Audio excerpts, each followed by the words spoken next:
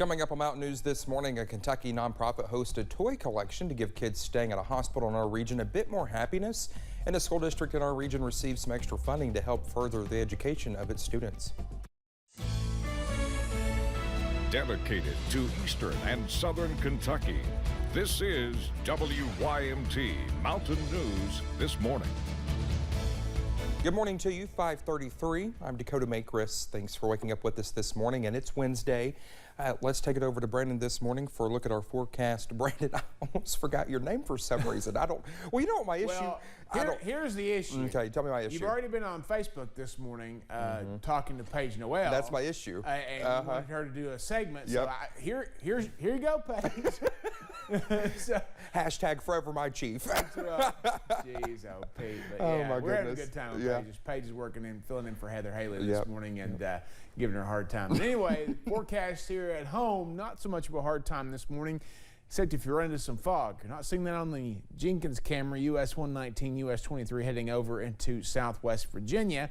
But for the most part, some other areas are seeing that. So be careful out there this morning. 63 in Clintwood, 69 in Pikeville, 68 Hazard, Manchester, 72 Somerset, Williamsburg, 70 Moorhead and Ashland, Prestonsburg 2, and 68 over toward Logan this morning. So basically a few degrees warmer in most areas this morning than it was this time yesterday. So not too bad. Hazard exactly where they were this time yesterday. For today, it's going to be a hot one. 90 for a daytime high. Straight to scattered chances for passing showers back and forth throughout the day. But tonight, the main round of action comes into play. We'll talk more about it here in just a little bit. Dakota? Brandon, thank you. One Eastern Kentucky man is dead following a head-on crash in Pike County. Troopers with Kentucky State Police responded to the crash near Elkhorn Creek on Saturday. They say 44-year-old Dusty Ratliff was driving a silver Ram 2500 when it crossed the center line and hit a Kia Spectra driven by 44-year-old James Kelly. Kelly was pronounced dead at the scene by the Pike County Coroner's Office.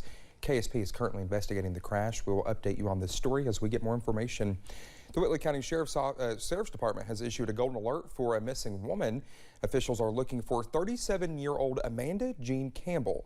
She also goes by the nickname Moon Pie. Deputies say Campbell has mental and physical disabilities.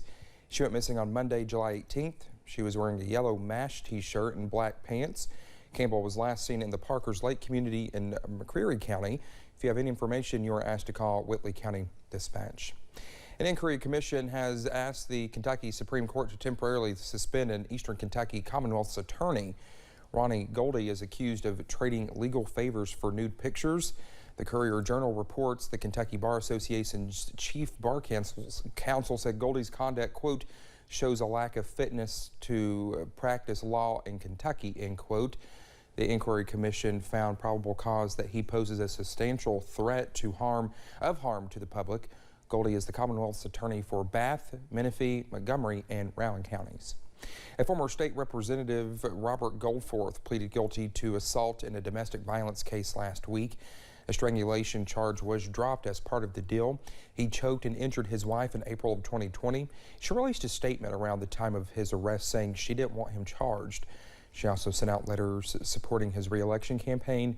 He resigned back in August. The bond for a Catlettsburg, Kentucky man accused of having child porn has been doubled. On June 15th, Ashland and Catlettsburg police executed a search warrant at the home of Darren Rose. Rose was arrested and charged with a variety of child pornography charges. A bond hearing was held last Thursday and Rose was asking for his bond to be reduced. However, after the judge heard testimony, the judge raised his bond from $100,000 to $200,000. His next court appearance is August 25th. A Whitley County grand jury has indicted the man accused of attacking his girlfriend with a machete. Daryl Earls is facing a first-degree assault charge. Deputies say he attacked Taylor Lowe back in May. She was in a medically induced coma after extensive surgery. In June, a judge granted Earls a psychiatric evaluation. He's due in court next week. Laurel County deputies are looking for a man who they say tried to kidnap a girl on a trail.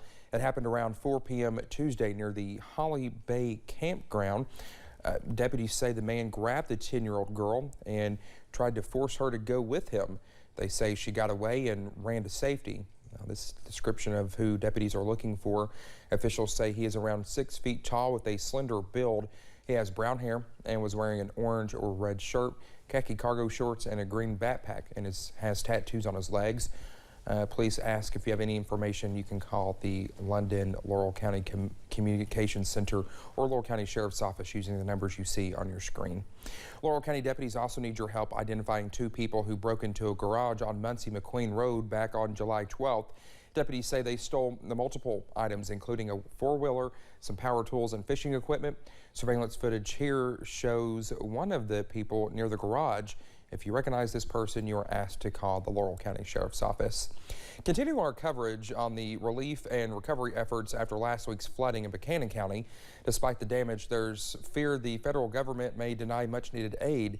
As AJ Nuwako reports, the concern is not unfounded. It's just when your kids come up to you and they say, "Mommy, we want to go home." I do too, buddy, but we can't. This is just one of dozens of people desperate for help following Tuesday's massive floods in Buchanan County. To the folks in Southwest Virginia and Buchanan County, we're going to get you that federal aid. You deserve it. This is a tragedy. Or just as we did last year, we're going to do all we can to make sure that there is relief for them. But according to United Way of Southwest Virginia President Travis Staten, the federal dollars needed to address the worst of the devastation might be hard to come by. I don't know if it's because of the number of households versus a more densely populated area.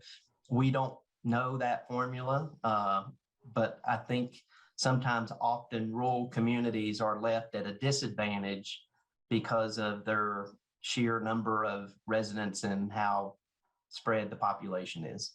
FEMA says most flooding events don't rise to the level of federal support.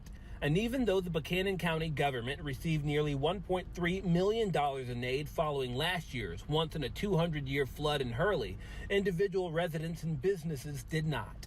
The Individual Assistance Program, and that looks particularly at the residents, individual homeowners.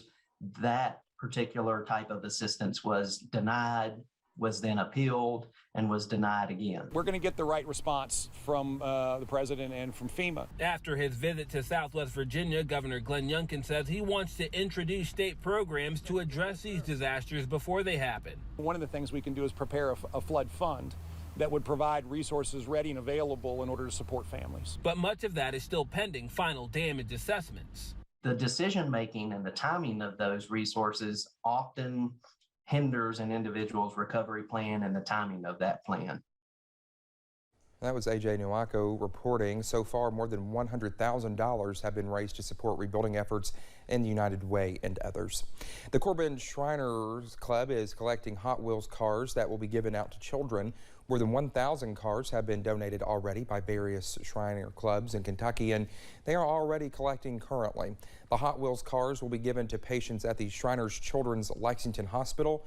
President of the Shriner Club, Jimmy Hendrickson, says it's all about giving back to the patients and seeing them smile.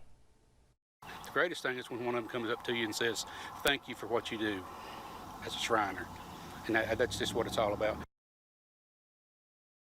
Drop boxes for the public to donate Hot Wheels toys are located at the ARH in Barbourville, Old Town Grill, and Northern Contours. Knox County Schools will also be collecting cars this fall.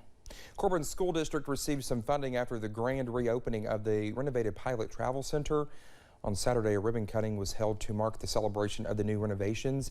To mark the celebration, Corbin Independent Schools received a check for $20,000 to go towards the construction of the school's career center. Superintendent Dave Cox says the center will be home to the school's vocational center. Some kids who may not be on a track to go to college immediately, who may want to try this and get involved in the trades, and gives them an opportunity to get hands-on experience with some people in the trade that are actually teaching these classes. School officials say they hope students will enjoy being able to use the facilities built with this grant money to further their education. Harlan County families may spend less on school supplies this year. Harlan County Public Schools received $25,000 from the Harlan County Board of Education in an effort to provide students with school supplies for the upcoming school year. HCPS shared a Facebook post thanking the Board of Education.